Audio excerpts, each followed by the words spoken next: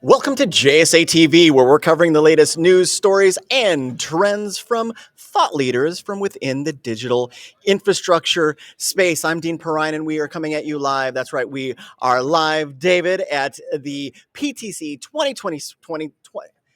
My 2026. and here's your host, Mr. David Armistead. David, David is the SVP. He's not the host of JSA TV, though he probably could be. Is the SVP of Sales at DC BLOX. David, you are the final interview I have of PTC 2026. Thank you for picking me up just now. Let's get the show on the road. How has PTC been for you? PTC has been great. This is my third time here. It is the probably biggest conference for us for the year. Same. Yep. In terms of customers, partners, learning about new technologies in our industry. It really kind of sets the tone for the year to come. So it's been great. Yeah, no, it's been very good for us. I'm thrilled to have you here as the final guest on JSA TV before I jump ship and head back to Chicago. But for our viewers that don't already know, can you tell them a little bit about DC BLOX? Sure. So DC BLOX is a data center provider. We design, build, and operate data centers, mostly in the southeastern United States, although we are expanding into the Midwest and West. And we do this for large enterprises as well as hyperscalers. So my favorite question, maybe of the day, revolves around community engagement. As a data center operator who is moving increasingly what we might call to the residential edge, the kinds of challenges that you are having in those markets is different perhaps than it used to be 10 years ago. Talk to us a little bit about community engagement and how ultimately you are working within the communities to warm them to the benefits of your presence, frankly. Yeah, great question. And I would say even, this is more of an issue now than it was even 2 or 3 years ago. For sure. And we do get that feedback from communities. I would say one of the things that we try to do is to avoid those residential areas where at all possible. Now, a lot of times we're subject to where power exists and where network exists to go for our customers. But one of the things that we try to do early is to get engaged with the economic development group in that community, and they can help guide us. They can help guide us to understand what the community needs are, for example. And then we get hit with the regular bullet points of what you expect from communities about, is my power rate going to go up? Right. What are you guys doing around sustainability and water usage in the facility? Is it going to generate noise? And so we try to address all of those things.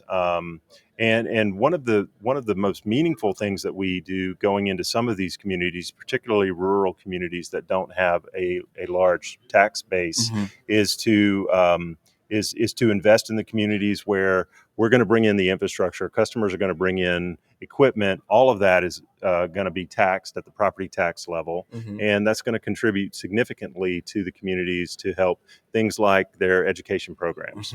So that becomes very meaningful to the communities. So do you find that when you go into these communities that the response is most often welcoming or not welcoming, and and when you do face some of those challenges, is there enough time for you to embold kind of and get into the community to a point where they're like they see you as a welcomed partner? Like, Yeah. what I guess the question is really like, what does the time frame from we want to be here to we're being accepted here look like for you? Well, usually it's all going to depend on when we can deliver the data center and turn it up with a ready for service date. Yeah. And that's going to be based on the utility being available for the site and when we can build the building and energize it and so forth. And so the timeline, that really determines the timeline. We back it up from there. But I would say, to answer your question, it's as soon as possible and as early as possible in the process. Yeah. And it's really getting out and it starts with the economic development group, but then it kind of goes into other groups within the community. One of the things that we've always said at DC BLOX is our goal is to serve locally and connect globally. And so part of serving is understanding what the needs are for that specific community, and trying to address those. And a lot of times that's by not just giving of our time, but giving of finances in addition to the taxes that the sites will generate. And how important is partnerships? You mentioned the economic development. What about like utilities and things like that? Do you establish the partnerships with the utilities as well? We have partnerships with utilities in every market where we operate. All of our sites in different markets are with different utility providers, and so those are very key in coming into the communities and developing outreach programs in addition to working on whatever the solution is going to be for the data center site and the project. So what can our viewers expect to see from DC BLOX, say, in the next 12 to 18 months? Next 12 to 18 months, I think we will continue doing what we've been doing for the past number of years in terms of bringing sites to market. And that's going to be, smaller kind of midpoint pops for hyperscalers on their network backbones. Those could be 5 to 10 megawatts.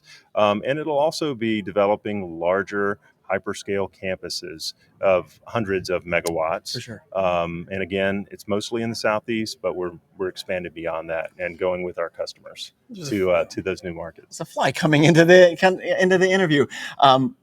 Thank you very much for being here. And again, it's great to see you, and good luck to all of the crew there at DC BLOX. Thank you so much. Appreciate it, Dean. You bet. You bet. Thank you, David. And thank you, viewers, for watching JSA TV. We will see you next year at PTC.